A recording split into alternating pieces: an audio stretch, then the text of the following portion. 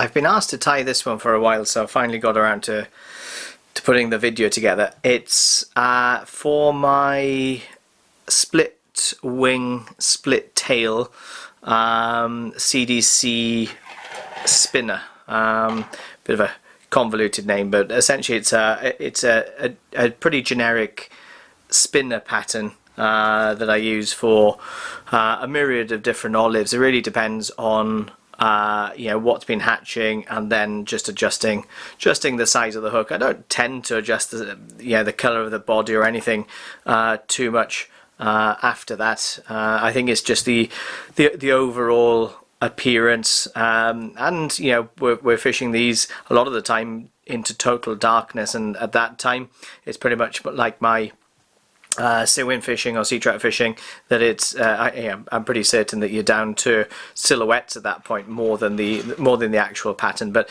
either way, it's a pattern that served me well over the years. It's actually my go-to spinner pattern, and also it's the one I would use on the sea trout front as well, and it's one that does produce sea trout for me each and every season.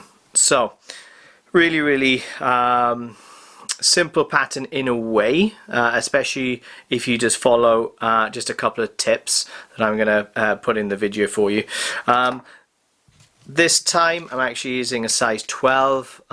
It makes it easier for the video just to show up rather than using a really small hook. So this is a Partridge Fine Dry, which is also known as the traditional SLDs. There's also the SLD2s, which is the stronger wire. So if you are perhaps using them on the sea trout front or bigger trout, then perhaps step up to the SL2s.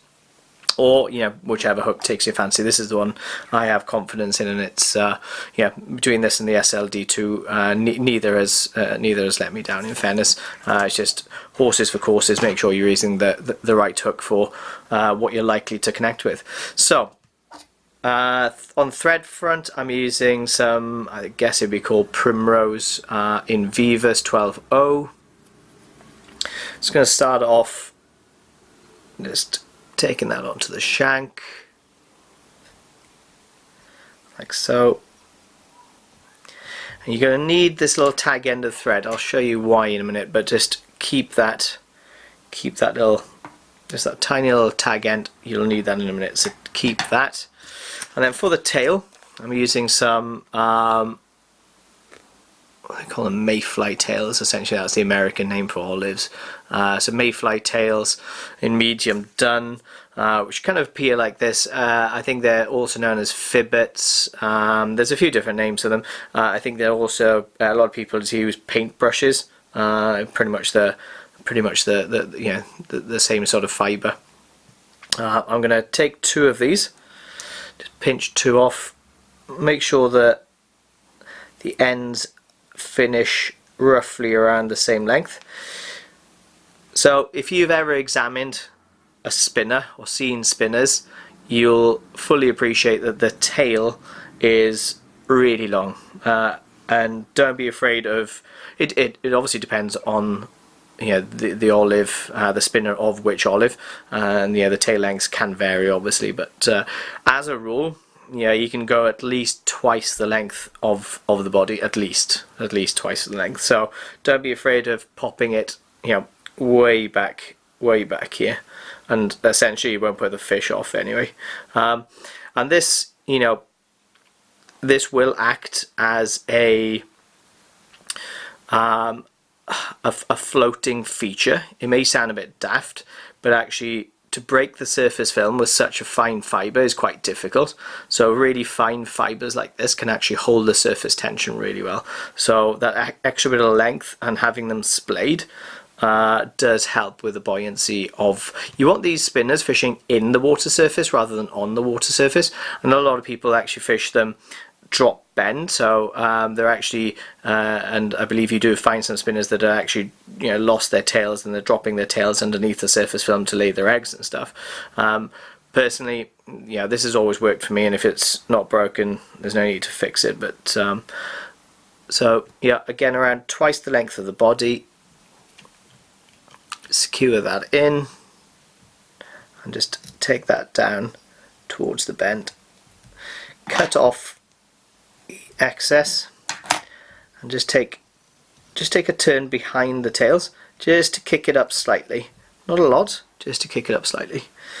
So what we do now, there's a cool little trick, because you want these tails splayed out, and when they're on the surface, you know, they are really kind of splayed out really wide, so you don't want them bunched together. And essentially, if you just left them, even if you try and splay them with your fingers now, they won't stay splayed. So really cool trick. Take that little tag end of thread, take it around the hook bend like so, and then bring it up through the middle of the two tails. And what that does is splay it. You'll see, I'll turn the shank, see, it just splays it. The more you pull, more it pulls them apart, and that keeps them splayed as well. To bring that length of thread just down the center of the hook and just secure it in. Just a couple of turns and they will stay splayed. You'll sometimes get tail wrap where these fibers will spin around the hook, but you know what, it doesn't happen that often. If it does, you just unpick them, and because of that thread splitting them, they will just return to their normal shape. So next section, so I want to keep that body relatively, it's going to build a little bed of thread all the way down the shank there, but I want that body relatively thin.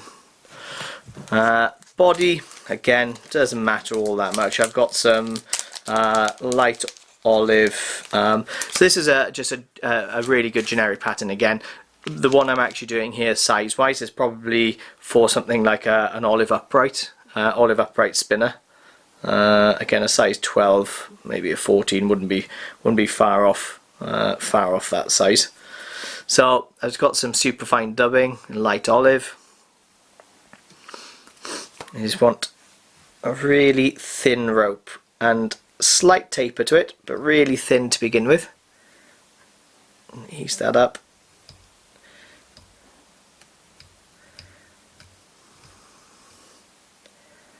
Just add a little bit more. There you go. And just take that just down the body. Bring it back over. Just get a slight taper in it, like so. What I tend to do then, I tend to take thread wraps down and back up, just fairly open. That slightly protects the dubbing from the teeth, but also helps the profile. If you just see, let's get those little fibers out of the way. That simple. Next thing is CDC. So the amount of CDC that you use really depends, well, first of all, on the size of the CDC feathers, but also the size of the hook. So on a size 12, I would normally use 4 CDC feathers. Essentially, it would be 2 each side to form the split wings. So it's going to marry up 4 feathers, roughly the same. So it's working out the CDC here, and marry them up so that they face in the same direction and that the tips finish at the same point. So you want them, they've got a natural curve to them. Use that natural curve. I'll tell you why in a minute. But try and marry them up so the tips finish off in the same point. And marry all 4 of them. I'm actually going to put all 4 in, connect all 4 at the same time. So I was going to bunch all 4 of these together. That's looking good. So there you go. So I've got 4 feathers there, and you'll see that they're all kind of running together. That's perfect. So you can see that natural curve of the feather.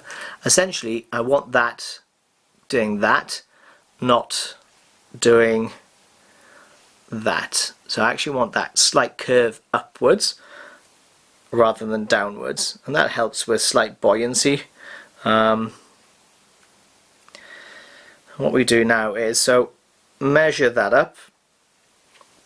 We're going to work mainly with the tips. There's one slightly longer feather, so I'm going to pull that back into line. Pull that back, there you go. What we do is you reverse tie now, okay? So you're going to reverse these out the out beyond the eye, so they're protruding beyond the eye, and that's why you need that thread base to begin with. That'll stop them from just spinning on that shank, okay? So protrude them, I would say more or less.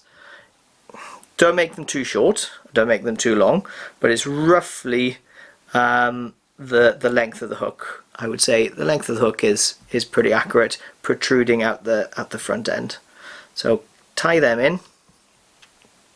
Don't tie, that's another thing, sorry, before I do that, don't tie too close to the eye. You need that space. You'll see why in a minute. So just tie that in, connect them down like so. And you can kick some thread in front of them as well. Okay, that's perfect. So what I do now, I don't need all 4 of these butts, but I do need 2. So what I'm going to do, 2 just at the top, I'm going to cut them in tight, like so. Now I'm left with two of the base sections of the CDC. For this little thorax, I want to make this buggy. This is where essentially legs and so forth would be sticking down naturally. So what I'm going to do here is I've just got some fox squirrel, one of my favourite dubbings for all sorts of stuff. If you go onto the I don't fish these down beyond an 18, they become really fiddly beyond an 18, but I do fish them down to 18s, which would be like a blue-winged olive kind of spinner size, but I don't tend to go much smaller than that. Well, I can't, you physically couldn't, so I go down to 18s. With that, if you could go down onto the really small sizes, I tend to then go on to pine squirrel more than fox squirrel, just a slightly finer dubbing. Fox squirrel, I'm just using the really long, I think it's called the guard hairs, the longer prickly stuff rather than the underfur. Working with that with fox squirrel is a nightmare, so I would recommend some wax. I've just got some tacky wax here. Just apply that onto the thread and then bring up some of this, and it's more or less touch dubbing. I'm going to give it a slight twist, but I don't want it to be trapped, okay, because I just want some bugginess. So I'm just going to leave that as that, just a couple of turns, and go in front as well and just brush all of that back. That's it. Right, so we got all of them. You can pick them out later as well. So what we need to do now, so you've got 4 feathers here, and what you need to do is split the 4 feathers. You need 2 on each side. You should be able to, they're pretty big feathers, so you should be able to pick your way through them. And what you get then, you can just start forming a bit of a split, because you want, obviously, forming 2 wings, so you want just to split them up. You can start to see, if I rotate the vise, you can see a split forming there. Okay, that's the underside, that's the top side. So you've start to get, and what we then do is, when you've got a clearly defined route between the 2, you grab these base feathers, and a little tip here, I twist them. Okay, so it twists that CDC into a rope, like so. Then bring it through and brush the wings back. So I'm pulling them through, brushing back. When I get through to there, let that go, pinch and loop, and pull tight. And then take the thread underneath that where the eye is, and it's done. So I'm just going to rotate this for you to see now. And that's it done. Hopefully that's not going to just ping off as I rotate the vise. But yeah, if you see that, that's absolutely perfect. So you can see the effect I was going for, and you can see the curvature of the feathers. The curvature of the feathers is slightly popping up, which is perfect. So before cutting these off, I actually like to secure the thread before doing that. So I'm just going to bring in the whip finish and a couple of turns in there, and that's the fly done.